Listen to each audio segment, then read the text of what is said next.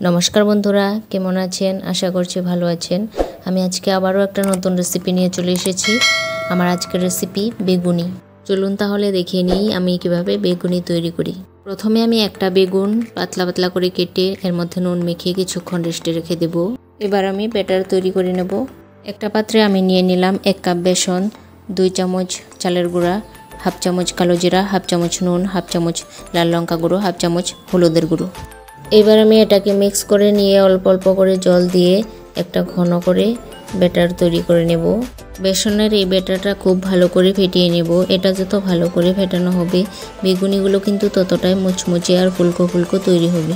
ব্যাটারটাকে কতটা ঘন করে তৈরি করেছি সেটা আপনারা দেখে নিশ্চয়ই বুঝতে পাচ্ছেন। এবার আমি এটাকে 10 মিনিটের জন্য রেস্টে রেখে দেব।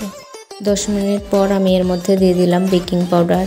আবারও এটাকে ভালো করে ফেটিয়ে নেব। ব্যাটারটা খুব বেশি পাতলা হবে না, আবার ঘনও হবে না, এটা একটু মাথায় রাখতে হবে। চুলায় কড়াই বসিয়ে তেল দিয়ে দিলাম।